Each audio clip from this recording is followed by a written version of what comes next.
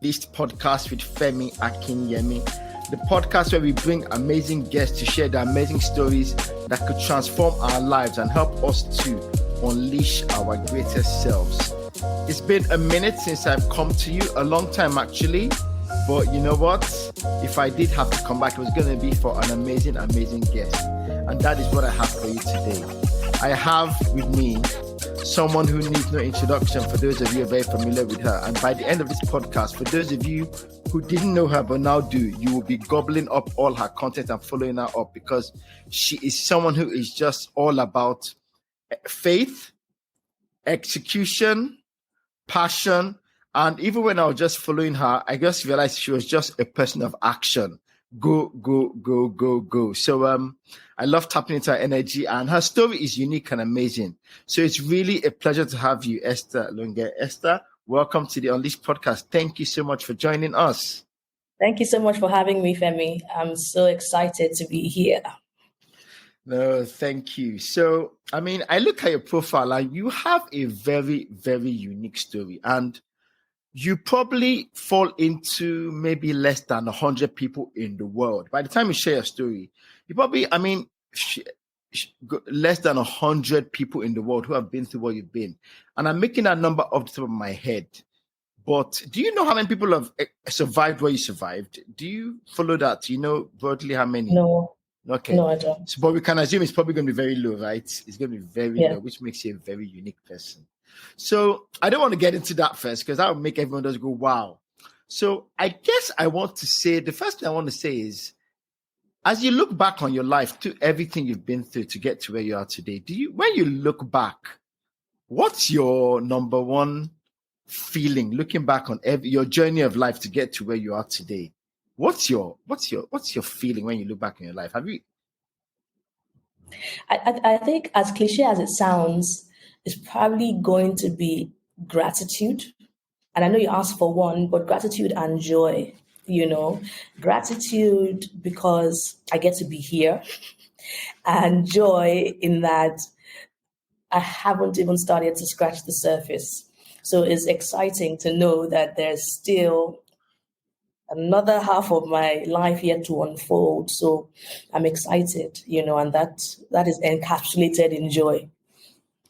Yeah, and I get that, because that must be, and ultimately that should be the feeling for all of us, because everybody here, as I was speaking to one of my friends, and her daughter goes to a really good school, and she was telling her daughter that, look, life is a fight, because the moment you were conceived, even then it was a fight, because if you know the way biology works, you are the one that survived to be conceived in my womb. So day one, life is a fight. So the fact that you're here, you have to be grateful from day one and make the most of every opportunity. So I think it's quite amazing what you say, which is about gratitude. And I think a lot of us, we go through life not realizing how blessed we are, right? We don't realize how fortunate we are.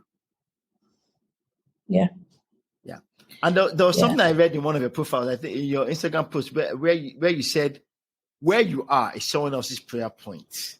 And that struck me, which is kind of like saying, what you have is what someone else wants, right? Speak on that a bit. Mm-hmm. When you say that, dig deeper into that. What do you mean by that? I think that a lot of times, so it's an interesting cycle. And sometimes I wonder how God feels, because we're praying, oh Lord, please, give me my husband, give me my wife, give me my job, give me this thing. And you're praying, you're fasting, in fact, you're praying like never before, you're crying. And then the job comes, and then you're like, oh God, I really would like to spend time with you, but I got to be at work, time's going, and then you get this manager, and this thing that you testified in church and said, oh Father, I just thank you for this amazing job. And everybody knows that it was a God job, right?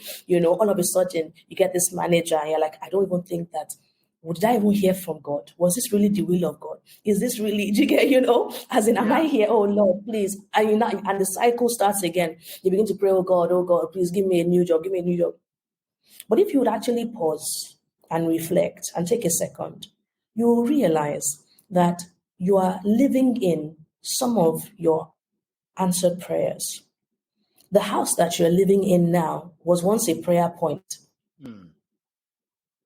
The job, the life that you are living right now was once a prayer point. And it was once a prayer point for you. It is also right now somebody's prayer point.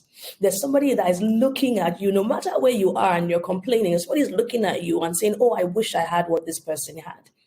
And so if we're able to stop and reflect, then we're able to be grateful. And then that from that point of gratitude, now begin to say, okay, Lord, I thank you for what you've done. Help me to know if my time in this season is over, if it's time for me to move on to something new, and what is this new thing that you're asking me to move on to. So just an example, yesterday I was teaching a class, and as somebody was saying, God answered my prayer and got me and gave me. I got this job that allowed me to stay on in the UK. I don't know I was not that grateful, but and I'm looking at this person like, you do know that there are people who they finish their courses, they cannot find anybody to file, for them, and they are kicked back to wherever it is that they're coming from, So can you hear yourself? You have somebody paying for you to stay in a different country while you figure out what your next move is. So I think a lot of us could do with a little bit more reflecting on wherever we are, in life. Is that word perspective, isn't it? We lose perspective sometimes. Definitely. One of my favorite words. Yeah. And I think we also measure ourselves by ourselves. Sometimes you look at someone else, and one of the things I'm always learning to do myself, because like you, I do a lot of coaching as well. One thing that I always try to do is help everyone understand that all of us are in the school of life, but my curriculum is different to your curriculum. My assignment is different from your assignment. The path set for me is different from yours. And that's all informed by my background, who my parents were, where I'm from. So the distance I have to travel and yours are different. So someone who came from absolutely nothing, getting to be a humble civil servant is a lot. It's a big achievement. Whereas someone who started with everything they've been given.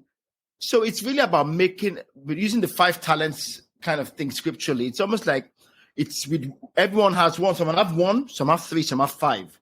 It's what you do with it that is success. Success is not the same for everyone, but we all have responsibility to make the best of what we have to get to where we should be. And so don't say because he had 5 and I don't have 3, and I don't have 5, my 3 I have, I'm not going to bother with it because he got more than me. No, it doesn't work like that. When we even talk about this analogy, some people think that quantity supersedes quality. So you can have 5, right? And the 5, I'm not local businesses, this and that. And you can have 1, and your 1 is Apple or Facebook or Tesla. Or do you know what I mean? Like your one blows 1 million out of the water, And so, like you said, even the Bible says to compare ourselves to ourselves is foolishness. So a lot of times we're looking, I wish I had 5 talents. But sometimes the problem that the person that has 5 talents is to even concentrate on which one should I even focus on per time per season, because I have all these ones. Meanwhile, you have one, you can focus. This is what I have. I'm going to mine it, make sure that, I take it to the nth degree and make sure that everything that is of value inside of it, I showcase it to the world, So like we are saying now, perspective changes everything. It changes the way that we even show up to the world. It changes the way that we value the things that we have been given. Somebody can say, oh, my one talent is speaking. But you can be the best orator that there is, you know what I mean? And you're like you can become a president based on your speaking ability. Like there's no cap, the only cap that is put is the one that we put on ourselves. Yes. And that's where you have to we're going on to your next thing I saw that I'm curious about to do is you said you have to find your tribe. And there was something you said, I'm not for everybody. You said, I'm not for everybody. You have to find your tribe. And it's one of those messages that is I won't say it's easy to say it. We all know it, but we struggle to practice it because ultimately we are social human beings and we all want to be loved. We all want to be wanted. We all want to be appreciated. So to be able to go, these 3 people are my people. And these are the people that champion me, support me. And everyone else, I love you. We're all good. How easy do you find it to get to that point where you understand that you're not for everybody? And Because what I'm trying to do is also encourage our listeners, help them understand that you have to start focusing on yourself and being the best you can be. And being the best you can be is for the people you are sent to, not to everybody. That's right. That's honestly, you are summed it up, but I'll now walk because the truth of the matter is this: there are at least 7 billion people in the world, at least. But let me backtrack. There's something in us as human beings inherently that wants to be liked by everybody. But as we grow older and begin to understand and hone our identity, you realize that you're not like everybody else and you're not for everybody. And I always say this, I say, look, there are people that don't like bread. There are people that don't like ice cream.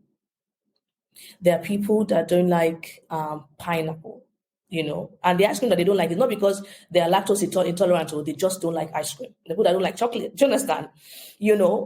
And if I want to even go deep, there are people that don't like Jesus. So why do you think they must like you, right? But the people that you are called to, they will respond to your message. They will respond to you like you are literally the best thing since sliced bread. And you will not have to work as hard to convince them of your value, to convince them of why they should track with you or why they should go through life with you, because they already see you. They already see your value and they're like, this is somebody that I want to align with. So a lot of times we waste very valuable time and energy trying to convince people that are not our stakeholders to buy into the message of our lives. But if you use that time and energy to refine your message, to continue to mine your value, you will find that those that love you even more, and they make up for the ones that don't. So even if you look at even brands, because my background is in marketing, we look at Apple, there's always this Apple versus Samsung debate. Do you understand? The people that are Android users, they swear on their Android. The people that are Apple, meanwhile, people will be abusing Apple. Apple, your design does not change. That's for your pocket, because the people every September, the minutes they stand up, do their presentation, by December, there are people that are queuing for this product. There are people, so you can say what you want, but the people that are brand loyalists are the brand loyalists. There's some people that they will live and breathe, die with Android. No problem. The market, the stage, the world is big enough for everybody to fly. It is when there is a lack mentality, meaning that, if this person doesn't like me, then I'm finished. No, if this person doesn't like you, there are 10 others that will. And so when you look at life from an abundance mindset, through I am the value mindset, then you find that people are drawn to you and what you carry. And you don't have to convince them as much, because they already see what is inherent in you. Yeah, and I love that you connected it to your marketing, because you got there ahead of me, because ultimately the best businesses are the ones who are sure of who their customer is, because you can target your marketing, your everything. And it's the same for all of us. Not everybody can be your friends. And I think when I do a lot of career coaching for people as well, I always tell them, you can't work for every company. Mm-hmm. There are some companies you go to and they just celebrate you. The thing you did somewhere else that everyone looked at it like, you go somewhere else and they say, wow, you're amazing. And yet you want to go. So, and this comes back to my mind. I think when I was younger, I always wanted to work for really, really big companies. But when I got there, I realized that for the big brands, they're very impersonal, it's very process driven. And I was always like just a face in the crowd. But when I worked for smaller companies, I love interaction with people. I love being people. So all of a sudden, when I was in these smaller places, my engagement came to life and I felt like I could have more of an impact. I think the message is kind of for people here is that in your personal life, in business, in everywhere, you have to find where you're celebrated and where you're appreciated and wanted, right? Isn't that the message? Yep.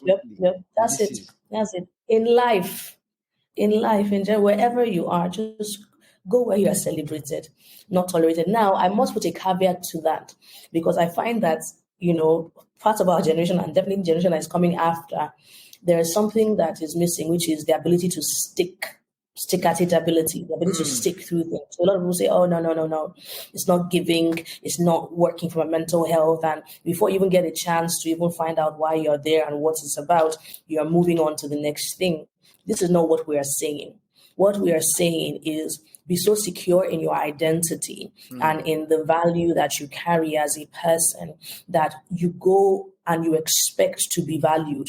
You don't have to convince people of your value. You don't have to convince people to partner with you, to track with you. It doesn't say that you're perfect or you are, there are no places to improve, but it just lets you know that the people already celebrate you for the essence of you, and whatever it needs to be added, they're willing to work with you through whatever the processes are.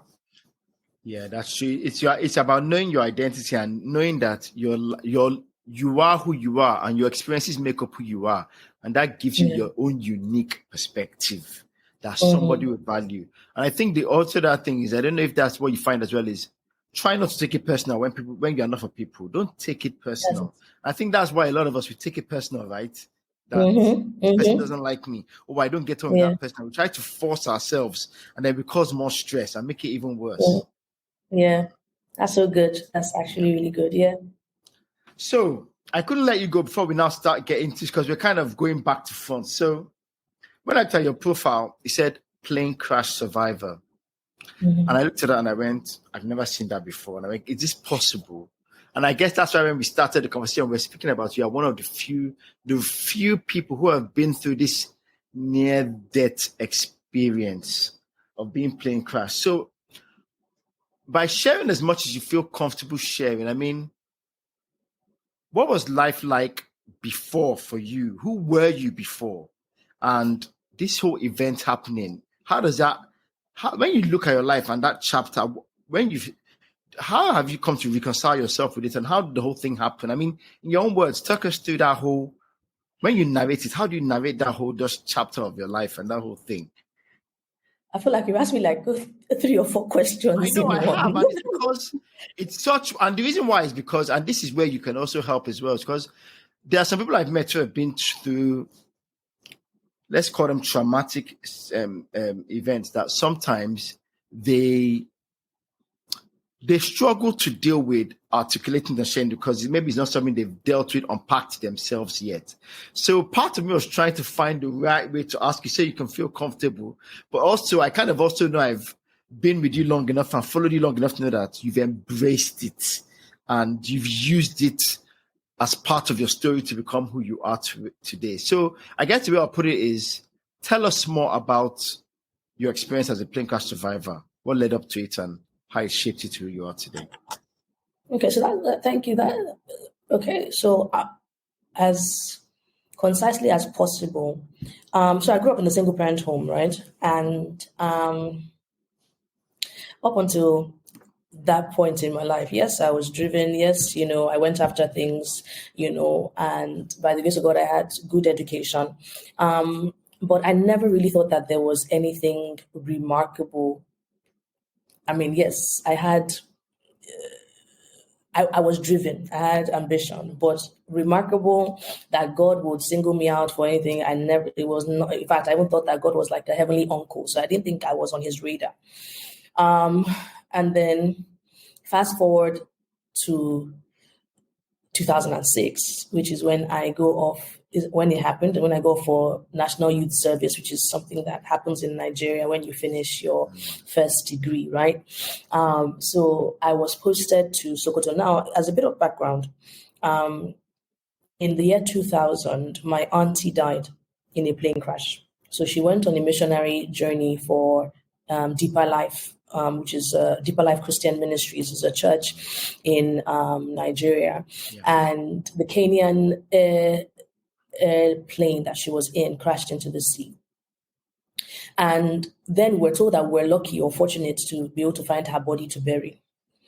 But that had an impact, on me. I just pretended that she remained in Port Harcourt where she lived, and that's how I processed that grief. But for my mom, it impacted the way that she flew, right? So she stopped flying internationally and locally. And it wasn't broken until 2014 when my younger brother was getting married. Yes, with my mom's younger sister. Yeah, my mom's younger sister. So my mom did not fly until 2014 when my younger brother got married. Wow. So fast forward now to 2006, when we finish uni, NYC lists come out and they say I'm posted to Sokoto. I'm like, you said what? I did not even remember that Sokoto was a state in Nigeria, because the last time I heard about Sokoto was in States and Capital, in primary school, right? So how, who Sokoto what as a what, and it was I think 36 hours by road and an hour and a half by plane. So it was like almost like a no-brainer. You'd have to fly, and I remember my mom being so prayerful, and in fact, she wanted me to defer my NYC posting. She was like, wait for batch B. But I'd heard stories about how you would wait 6 months for batch B and they'll push you to the exact same place. So I'm like, I'm not going to wait 6 months to end up having to go there, So she prayed for me. And she was like, Lord, this is my firstborn, take her and bring her back safely to me at the end of this process. And so I go to Sokoto and I'm there for 9 months, and it was an interesting time. You spent 9 months there? I spent 9 months in Sokoto. My idea when I was going was I was only going to spend 3 weeks in camp, right? But the people that were redeploying, they were saying, oh, they have brain surgery, they have this. I said, God forbid, I cannot swear for myself because I want to redeploy. So I just, I was like, okay, it looks like I'm here. And it taught me a lot about myself. I think that's a different conversation, but I was there for 9 months. Now, I'm 21 at that time, about to be 22 in November. So you're 21 and you think, oh, you can fight. Because every time I would come home, it was a dramatic production because my mom, would pray, fast and pray. Do you really have to come back? Do you really have to, do this? And I'm like, I can't please. I need to come for my sanity's sake. I need to come back to civilize. I need to come back, right? And I would come. And when I was returning, because the flights were on Wednesdays, Fridays, and Sundays, my mom would start fasting on Monday and won't stop fasting until Wednesday when she knew I'd landed safely, right? So it was always a strain on her. For me, I always used to tell people that I believe that air travel is one of the safest means of transportation. Because I promise you, because do you know how many people die, in road accidents on a daily basis, right? So I always used to say this. I even had friends who were afraid of flying, who would change their flight tickets to fly on the same day as me because I was so confident in this thing that I was saying. So fast forward to October, right? My friends have been flying up and down. So I'm like, I want to fly. I'm an adult. I'm 21. Why do I have to tell my mom I'm flying? So the very first day and time in my life that I would fly without telling my mom. So there's some of us. You went outside the cover. There are some of us. Everybody can be climbing fence in secondary school. The day you climb fence, that's when the principal catches you. There's some of us. I'm telling you. There's some of us I'm telling you, there's some of us that don't have the liberty to, color out of the safety lines, right? Yeah. So I go to Abuja. So one of our NYC cohort mates or course mates, right? She had redeployed after camp. So she was in Abuja. So we said, we'll go visit her. So my flatmate and I said, we're going to go see her in Abuja. So we left on Friday. Now we're leaving on Friday. The plane is full of the Sultan of Sokoto's entourage. So he was flying on Friday. So he's flying from Sokoto into Abuja. So the plane is full. I'm there for the weekend. We're coming back on Sunday morning. Yeah. Sunday morning, I'm woken up at 5 a.m. by some minor ruckus in the house that I was staying. And, I decided, okay, let me have my quiet time. So I opened our daily bread, at the time. And the reading for that day was James 4, 13 to 17, that says, and I summarize, who are you that says today you will do this, tomorrow you do that life is like a vapor.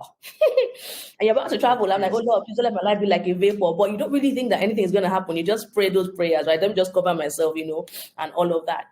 So we get to the airport, and I'd never been to Abuja before that day. So I didn't even know, where the exits were and all of that. But because I was serving in the airport in Sokoto, and in Sokoto, there's not then at the time, there wasn't a middle class. You're either very rich or very poor.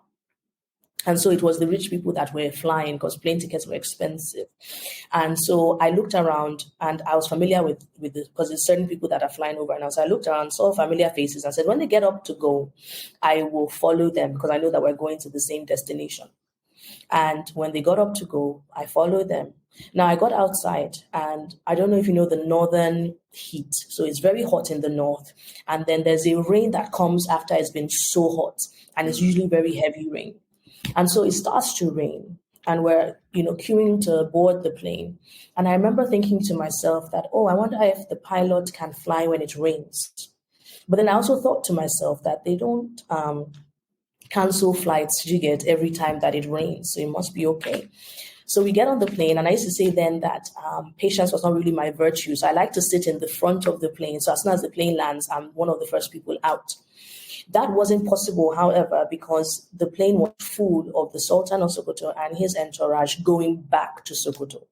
And so they are taking business class and some of the, the early seats and so on, so I'm in the middle. So I'm trying to find my seat in the middle, and then I hear somebody call my full name at the time, Esther Kema Modana. I'm like, who knows me? And there was somebody as another couple who was serving, with the airline ADC. So I served with the Federal Airport Authority of Nigeria. She served with ADC. So she called my name.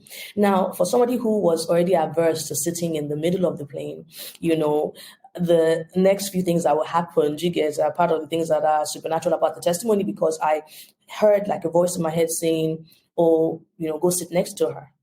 And I was like, okay. And I also, heard a voice saying, be nice to everybody because you never know when you'll need people. So I was like, so it was like my friend's voice in my head, right? But now with the knowledge that I have, I realized that it was the voice of the Holy Spirit, right? Now, so I sat down beside her and the plane took off. Now, the flight had been delayed for a few minutes. So this is like 11 o'clock or around then in the morning. And so we took off and the plane is gaining altitude. Now, the flight had been delayed because the pilot was supposed to be refueling the plane. So we're gaining altitude, and all of a sudden the plane drops. And we just think that, it's normal turbulence, right? So everybody's still okay. Then we're going again, and then it drops this time to, when the plane drops and you like a roller coaster, when you feel it in your stomach, when you're like almost like the seat of your stomach drops, that's how it felt, boom. And I was like, So by this time, even though it's in the morning, the lights in the plane are on, the Muslims are calling Allah, the Christians are calling Jesus, children are crying. But even at that point in time, we just think that it is really bad turbulence. We don't think that anything untoward is about to happen. And so I look out the window and I hear somebody give me the language for it. I say I had a big bow, but first you had a big bang. Yes, so I had a bang. I don't bang does not really convey the same feeling as bow. Do you know what I mean? But I heard a big bang, and then I looked out and then looked back to the front. So I looked out the window, heard the big bang, looked to my front, and I was sitting the same way I was sitting in the air, but in front of me was grass. The plane had crashed. Now, people ask me, did I black out? And no, I didn't black out, right? But I used to say that before that day, I believed in God, but that day I believed in angels, because literally the way I was sitting in the air is how I was dropped on the ground. And you may think that, okay, that dropped you. It was like they just dropped you, specifically. Dropped me sitting. And you may think, that's everybody, that survived. That's how they were dropped. But no, the person that was sitting right beside me, the impact of the plane crash flung her somewhere else and she was trapped under her seat, right? So I unhooked my seat belt and, I had my hand luggage under my bag, under my seat. I had my Motorola Razor. It was all still there? It was there. It was under my seat.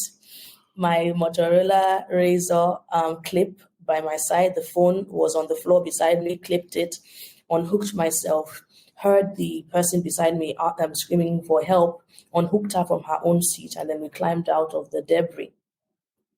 And we're in the field. We did not know where we were, right? We're in the field, it was raining, and when the person beside me saw I had my stuff, she went back to go look for her stuff. Now, I saw 3 ladies on top of each other, and the one on top was trapping the ones below. And, they were screaming for help. And there was a guy that was sitting on the ground, spread eagled, just looking. And I remember thinking to myself that we're all in shock here, like help. It was later that I found that he couldn't move because his legs were broken. So I'm unhooking the person on top, and she's trapping the ones below. And I remember, because her, you could see the white of her bone. It was not a very pleasant sight. But I remember saying to her that at least you're alive, they can fix your body, right? And those three ladies ended up being the daughters of the Kogi state governor. Now, we were in a field.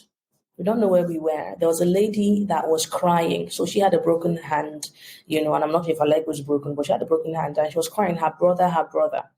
In the northern culture, the men sit in front, the women sit at the back. And so I said to her, your brother is fine, because in my mind, the plane had broken in half. We were in one part and there was probably another group of people in another part somewhere. And so I said, you're alive, they'll find your brother. Now, in the middle of all of this, villagers had heard the commotion and then they start to run, in our direction. And that's when we now discover that the plane had crashed outside of the airport, but the people in the airport did not know that the plane had gone down outside of the airport. Yeah. So they ran to the airport, came back with a pickup truck for the three of us that could move, right? And so they put us in that truck and we were in this muddy field. And so the truck was jostling. And by the time we got to the airport hospital, we're bringing in bodies and all of that stuff, I just had this irrational desire to be as far away from the airport as possible. So I called my friends who had literally dropped me like an hour or so before to say, this is what has happened. Please, can you come and get me? And so they came to pick me. And then they took me to a private hospital where the first thing that they would do was to put me on a morphine drip, because of the headache. Now, they're fixing the morphine drip. And then my mom calls me. And she's like, CNN breaking news. They say that the airport in Sokoto, it must be going crazy because a plane that should have come to Sokoto, get crashed, in Abuja. And I was like, yeah, it's crazy. I couldn't tell her that I was on the... So, I slept, woke up, and, my flatmates' parents wanted to go greet my mom, Eku, whatever the greeting is for surviving plane crash, and my friends were telling me, you need to go to the military hospital where they're keeping survivors because they'll just think that you died and they couldn't find your body. And so I had to now call my mom to let her know that I was one of the survivors of the plane crash. And so I called her. And I told her, and she just gave the phone to my brother that I don't know what your sister is saying, And she says that she looked in the mirror and asked the Lord, like, why me? What is this about? And the Lord says that my grace is sufficient for you and my strength is made perfect in your weakness. And that was what she held on to through that process. So I go to the military hospital and they keep me there for 3 days to make sure that I had no internal injuries, which I did not. And so the next morning, Monday morning, 4 a.m., I wake up and CNN is playing the story. I now realize, and I start to weep, because I realized that the only part of the plane that survived was literally the tail end, which is where, I was in. And so of the 105 people that were on the plane, only 9 survived. And of the 9 that survived, only 1 had no injuries. And that was me, to the glory of God. Hallelujah. So I'm crying, and then the nurse comes and says, why are you crying? You should be grateful. I'm like, I'm crying because I'm grateful, auntie. Let me pray. So anyway, the president comes, ministers come, and because I'm one of the more lucid ones, there are so many interviews that happened in that state. So people were telling me, I heard you on the radio, and I'm, which radio? I didn't do any radio interview, but literally they must have been interviewing me while these people were speaking to me. And it's all a blur, right? So now, it's all a blur because you were just doing interview after interview. Exactly. So I didn't even know who was who and what was what. So, but I had a conundrum because I was in Abuja, right? And it was 9 hours by road to Sokoto, 9 hours by road to Lagos. So I was right in the middle. Where am I going from here? And my mom was like, are you crazy? You're coming back to Lagos. So destination sorted. And I had a friend who worked in Virgin Nigeria at the time. And he said to me, Esther, God did not save you on Sunday to kill you on Wednesday. You will fly back. Now, by Wednesday morning, I'm excited to be leaving the hospital because I want to go home. I want to be with my family. So I'm excited until I get to the airport, get on the tarmac and see the plane. I start to weep. I'm crying. And so the airport manager takes me to the cockpit and he shows me the pilots, right? And, my dad says, he calls me a word. I'm not going to use the word because, but he's like, because I said my heart was calm when I saw that they were Oyinbo people that were flying. I said, okay, people know what you're doing, carry on. So they now ask me, do you want to stay in the cockpit with us? I said, do I look like I'm mad? You fly the plane, be at the back of the plane. And so I cried throughout the hour or so of the flight. And people were looking like, who is this one that is just entering plane for the first time? Because I was like this village girl. But at the end of the flight, they said, we want to dedicate this flight to Esther, one of the survivors of the ADC plane crash. And so, people were asking, who, pressing money, taking pictures, all of that stuff. Anyway, I got home and my mom carried me on her laps, just like she had done when she was releasing me to start the NYC process. And, channels, television carried it, all of that stuff. But my house was inundated with people. People wanted to see this person that had survived the plane crash. Nigerians are interesting people. God made you survive for a reason, asking what is your purpose. I'm like, which purpose now? Do you get, as in, like, somebody gives you a Bugatti, do you understand? What do you want? You want my firstborn? Like, what do you need from me, right? And then people are like, oh, second Jesus. So it was a lot of pressure. And before I knew it, I started to have panic attacks, and even entered into a 2-year period of survivor's guilt, right, of depression. And it wasn't until I was in my church. So I left Nigeria the year after because my parents didn't want me to be in Nigeria for the 1-year anniversary. And it wasn't until the year after, which is 2 years after the plane crash, and I was in my church in Cardiff and I got, deliverance because the Lord was like, listen, if I give you the gift of eternal life and you can accept that, then you can accept this second run or second, turn at life, even with all these trials and tribulations. And it was such a simple yet profound statement that pierced through the darkness that was over my mind. And then I was like, even if all I have to do is just to testify of your goodness, right, then I'll do that. And so a lot of times when people think about even what I do now, they think that it's a direct result of surviving a plane crash, but it's not true because I actually didn't like telling people that I survived a plane crash because I don't look like someone that survived a plane crash. If I don't tell you, you won't know. So I only committed to once a year on the anniversary, sharing it in a new place. But then I had this journey with intimacy with God, and that is what has changed, the trajectory of my life. But I do admit willingly that the plane crash has given me some of the platforms that I enjoy today. Surviving the plane crash has given me a platform. No, thank you so much for sharing that. I think when you said you had to catch a plane 3 days later, I'm not being funny. If it was me, I'll walk to Lagos. I would just say, I'll cycle to Lagos. that was so brave of you. And wow. And have you, out of curiosity, how old are your kids? So my daughter is 7 and my son is 5. Okay, so they're still a bit young to kind of No. Wow. Or have you had that? No. Well, my mother, whoever played the plane crash video. So I have a plane crash video that went viral like 3 years ago. Okay. And I think it's my mom that played the video. I was like, how are you going to do this? So my son doesn't get it, but my daughter is like, oh, no, I don't want to see. So anytime she sees the black and white, so the video is in black and white. So every time she sees the black and white, no, I don't want to see. Oh, I wish you didn't survive. I was just like, I think that this is too much information for your mind to process right now. Exactly. But she knows. Yeah, she knows. She's very aware. Yeah.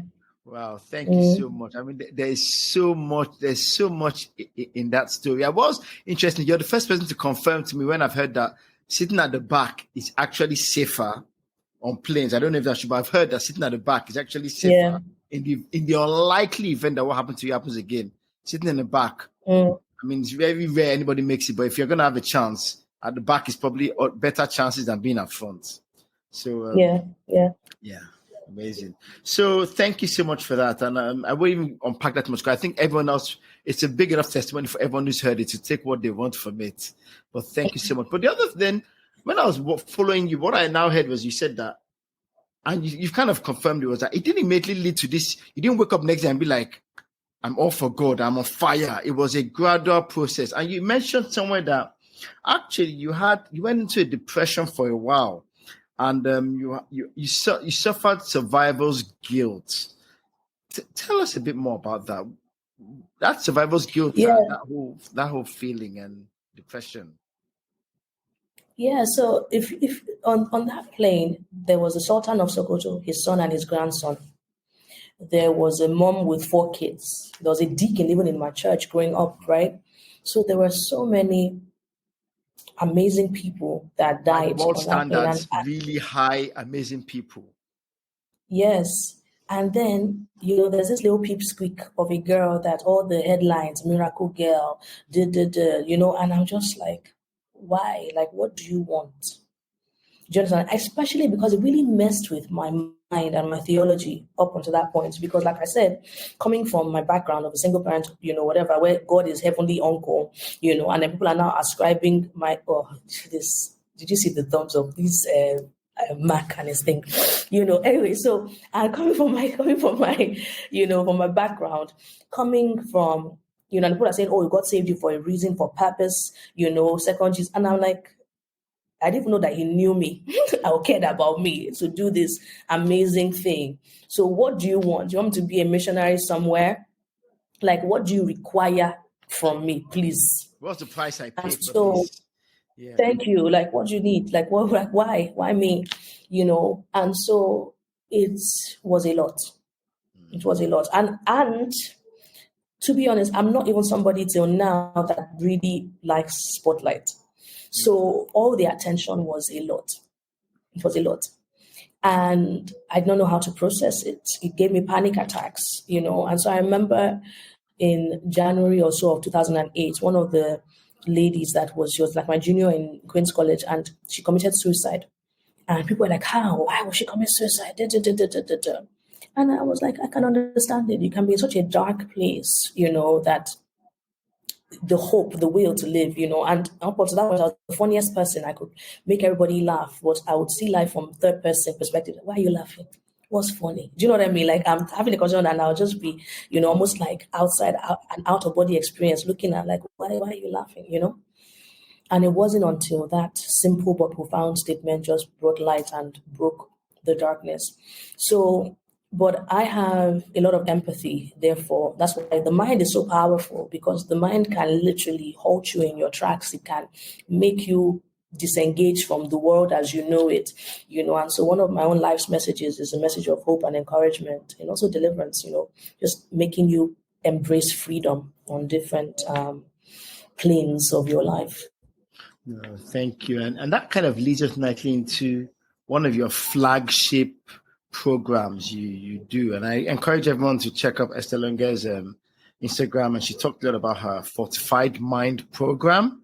And go there for more information. I'm sure she'll share a bit more about it before we finish, as we come to the end. But so when I looked at the Fortified Mind, it talks about sort of identifying and dealing with strongholds. And it's overcoming battles of the mind, dealing with imposter syndrome, and elevated visioning. And tell us a bit more, because you've spoken about the mind. So clearly the mind is something even when we spoke about the book you're reading, the mind is something that fascinates you. And for any number of reasons, so for a lot of us that are struggling, and Fortified Mind, what is the problem it's trying to solve for a lot of us? Because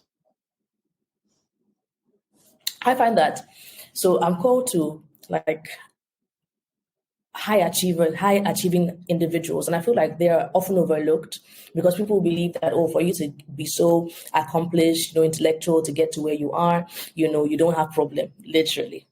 But a lot of times we don't realize how we intuitively put a cap on ourselves and the things that we aspire to, because of what our mind conceives about what we can aspire to, right? So there's some people that no matter where they have gotten to, and you'll see this in your career coaching, I'm sure, they believe that is luck, or, one day they'll realize that I'm not really worthy of this space that I'm occupying, Meanwhile, everybody else is looking at them like, are you serious? You are the best thing since sliced bread. Or people just say, Self-doubt that it's almost like I got lucky, or am I that good? And it even happens to me sometimes. yeah, People go, look at what you've done. I go, what have I done?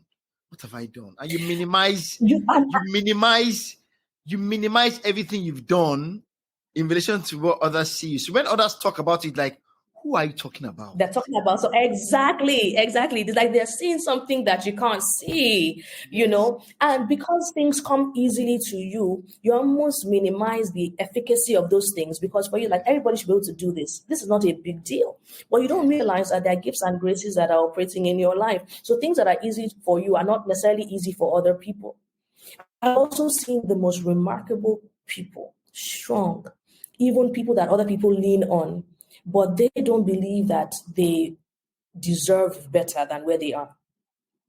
They don't believe that they can have everything. They believe that, okay, I'm thriving in one area and I thank God for the area I'm thriving in, but this is as good as it's going to get. And I'm like, based on what? Based on what? Oh, there are some people who, and when I talk about strongholds, people think, oh, stronghold is such a strong, but it's literally a faulty mindset that keeps you imprisoned from entering into the freedom of everything that is possible for you. Yes. Yes.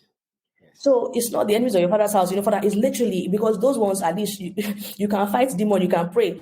But how do you fight your mind? Yes. The mind is the How do you battlefield, fight right? yourself? I'm telling you, how do you fight yourself? Yes. Yes. So somebody can be telling you, I think you should go after this. I think you can do this. And you're like, no, you don't know what you're saying. You don't It's know when what it you're saying. comes to Someone can be time telling to you, actually do it. And what I find amazing about it, you're saying, is that in their heart of hearts, all these people, they know they can do it. But when it comes time to commit, it's almost as if they're also afraid of success. Sometimes they're not even afraid of failure. It's like they're afraid of, but what if I'm successful? It's going to ask more of me and more of me and more of me. And then they rather stay safe. And I'm saying all I this feel like because running around this room right now. but I'm saying that also because I see it, and being vulnerable as well, I see it in myself Yeah, sometimes. yeah. And Me too. And my hands are up. Me so too. being Me too. consistent, I'll do a bit, then I'll go Mm-hmm. back. I'll do a bit, Yeah. then I'll hold back, instead of just Mm-hmm. Mm-hmm. step on the accelerator and just push I go. to the very Yes.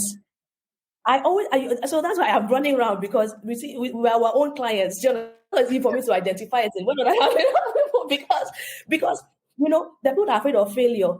I'm not afraid of failure. Do you understand? Yeah, Because with the knowledge that we have, we don't fail. Do you understand what I mean? yeah, Like, we adapt. But success. Then what will happen to this life that I've built?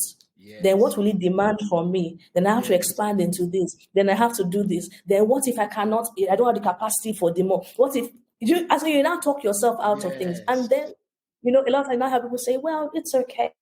I'll just help other people. I I'll just have just coach other people. Shots fired in both directions. I'll you just remain coach.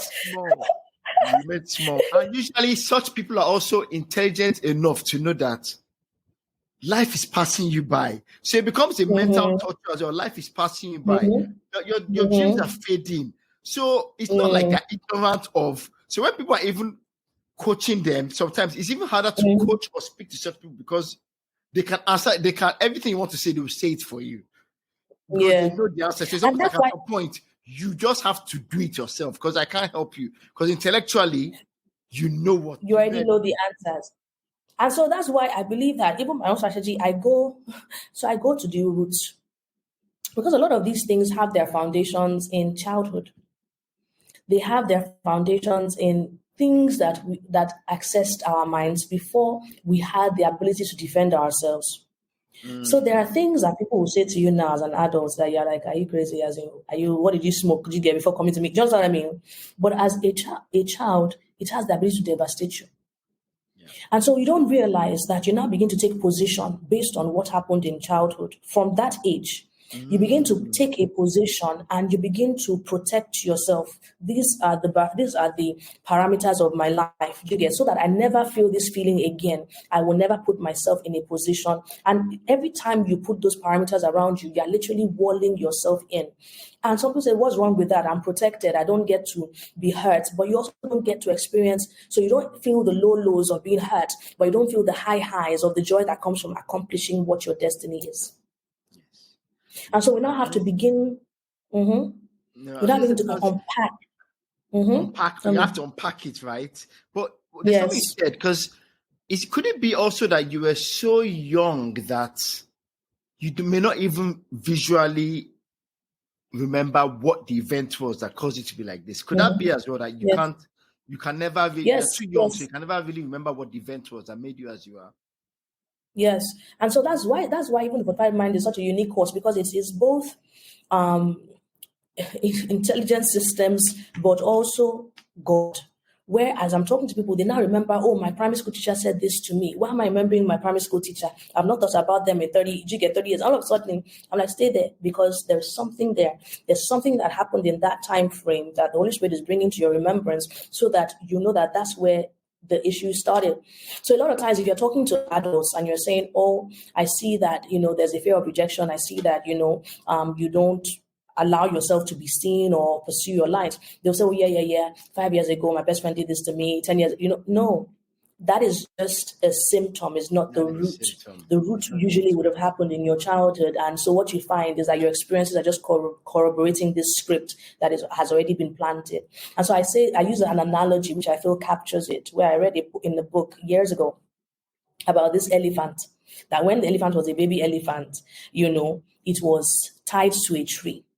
And so as a baby is trying to, remove itself from that and trying to yank, but it can't because it doesn't have the strength. And so it tries a few days and then stops.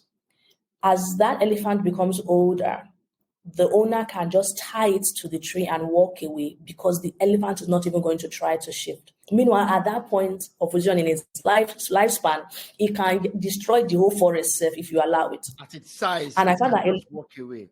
So a lot of us and in we are Mhm. free. The prison is open. The door is open, but we don't Yeah. realize that we're just sitting down in the prison, thinking we're in prison, even though the door is Number open. one. And number two, you also even have the strength not just to free yourself, but to free others, because you are that powerful. Oh So that's yes. what even the battle is for. That's what the battle is about. Because you find, Femi, just like you and I, that the lessons that we have learned, we are paying it forward. So you're doing it through your coaching. I'm doing it through my coach. You know what I mean? So there is something about people that are strong, people that have gone through stuff, that the devil even knows that inside of you is the ability to liberate other people. So if he can keep you trapped, not even understanding the power that you carry and also the power that you carry for liberation for others, then he has not just stopped you in your tracks, he's probably stopped another generation that is coming after you. Which And is so that's just why like, the if you use the analogy battle. of like Jesus Mhm. Christ, the temptation of Jesus Christ was really about not just him, but if you tempt Jesus and he falls, then God's plan for salvation of whole of humanity is destroyed. Is gone. So it's not Yeah. just you the enemy is attacking, but also, and if you don't even want to go spiritual, by you not achieving yourself, you are not fulfilling your purpose and destiny and liberating everyone else you should liberate. So it's like, for the price of one, Mhm. 1,000 others are locked down as well forever. So now think about this for me. So I mean, let's, like, if you're not even being spiritual, like, think about it. Imagine inside of you is, we're not even say another apple, but a tech solution that has not even been conceptualized yet. Yeah. But imagine that the person is now riddled with self-doubt, imposter syndrome, all of those things. And they know that they have the ability. They've seen that vision clearly. They even see the end. But that self-doubt, no, is it me? Can it be? No? They shut it down. Meanwhile, you pursuing that vision not only changes the landscape of your finances, your family's finances forever, but there are people that will be employed by you.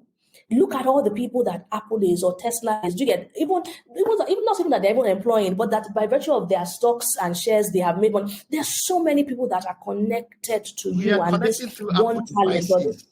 We are connected to Apple devices. And because of us, we are also creating content that helps others. So the multiplier effect of your Yeah, gift. and that's why, for anybody that looks at themselves and says, "Do I even carry value?" I'm looking at you like, you don't know. If you knew, you would stand up and shine your light, because there's so many people that are dependent on what it is that you're carrying. No, that's amazing. That's amazing. No, as I'm talking to you, as we are bonding on this, I can see that we're going to have to look for more time to just do a series on unpacking some of these things. Thank you so Yes, much. yes. So Yes, definitely. there was one more thing I want to talk about. You said your heart is your superpower. As I wrap up, Yeah. when you say your heart is your superpower, how is it? Because you seem like someone that's so clear thought, so have clarity of thought. But the heart, when people say heart, they usually think it just means emotion. Does that mean you are in touch with your emotions, or you're able to control your emotions? When you say your heart is your superpower, what does it mean for you? So first, I think we also have to, there's almost like this misconception that being a feelings-based person means that you are unstable and or you're erratic all over, emotional, almost like, oh, you're so emotional. Yes and no, right? You can be in touch with your feelings and use so like gut instinct. You do you know what I mean? Your gut instinct tells you that this thing is off, and then you pursue it logically, and you now realize that actually, do you get, my gut instinct already told me that these flaws that I'm now uncovering through my research, do you understand? But my gut instinct had led me. So being a feelings based person is not a flaw. Do you get? It is actually something that if you can hone, and we've been talking about this, throughout the thread of this conversation, is about being aware and honing yourself, honing your gifts and even if you're logical as well, you must also be able to give space for, I feel like this is right, let me do it. It may not always make sense, so we have to balance things. Now, when I say that my heart is my superpower, I am very clear in thoughts, right? I have logic, but at the base, if I be between feelings and logic, I'm a feelings person, right? I go with my gut first, and then my mind catches up after. But what I actually do mean is that I believe that a lot of my purpose, a lot of my calling as an individual is people based, right? And for you to be able to serve people, your heart must be in it. It's not something that is a mind thing. Your heart you must love people. You must care about their success. You must want them to do. You must feel for You people. must feel they're empathetic, over even sympathetic. You must be able to enter the trenches and bring them out to the other side. Now, so my ability to see where people are. So even like I said, I was talking about how I'm called to strong individuals. A lot of times people say, oh, how are you if you're a strong person? And they don't wait for the answer because you're Femi, you're fine, you're not living in London, you're living, but a lot of times people don't look in the eyes. And in the eyes, as they say in Yoruba, is the eyes that you get the conversation is. The soul, yeah, I'm telling you, and a lot of times I'm able to look at people's eyes and look beyond the facade of how they present to the world to see where they are really, really, and to see if they're in pain and to enter the trenches with them. Create a safe space for these strong leaders to be able to unpack and say, today I don't got this. I need help. I need encouragement. Leave the facade aside. Let's cut through to the heart of the matter. Yeah. Yeah, I see what you did there. The heart of the matter. I see what you did there. But for a lot of leaders, right, people that are type A, people that are leading other people, they don't have that luxury a lot of times. Because whatever you're going through, you must have to suck it up and get on with it, because there are people that require you to show up every day. And that's why you find that at that level, when burnout happens, is epic, because the person says, I'm not doing it again. They take their backpack. I'm telling you, do mountain climbing. Yeah, they don't want to be in any office environment, but it doesn't have to get there. So one of my life's duties is to provide safe spaces for, high level people to unpack, before they get to that place of burnout or crashing. Now, when your heart is your superpower, it also gets attacked, right? So hurting people hurt people, right? So that's where, a lot of the work I do, and that's why I'm so aware, of the different aspects of my life, what I'm feeling, how I'm feeling it, because I have to be careful to make sure that I'm always able to function optimally for the people that I'm called to. So even when I am hurt and all of this, I have to process it quickly, and I have my toolkits to process, you know what I mean? So that I can show up and be the person that my people need me to be, my tribe needs me to be. So I like how we're pulling everything together, even with the different aspects that we're speaking about, So that's what I mean when I say my heart is my superpower over my brain, because my heart has actually led me into places and spaces that my brain could not. Yeah. Yes. And because the heart ultimately people can feel the heart, and a genuine heart is what people are drawn Yeah. to.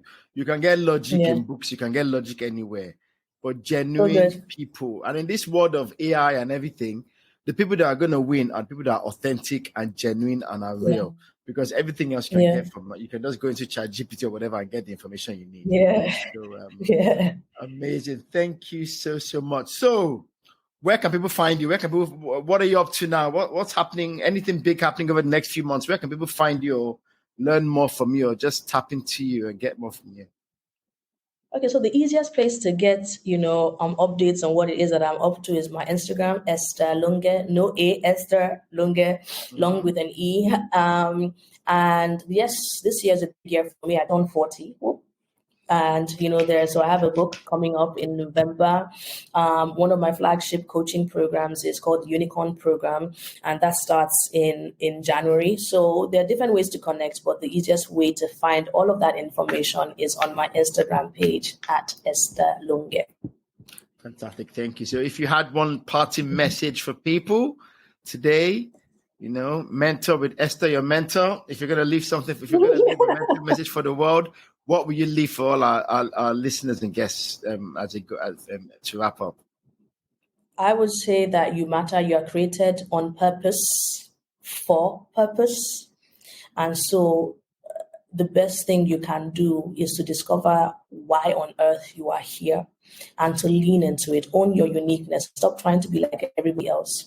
You are created, purpose-built for whatever it is that is the message of your life.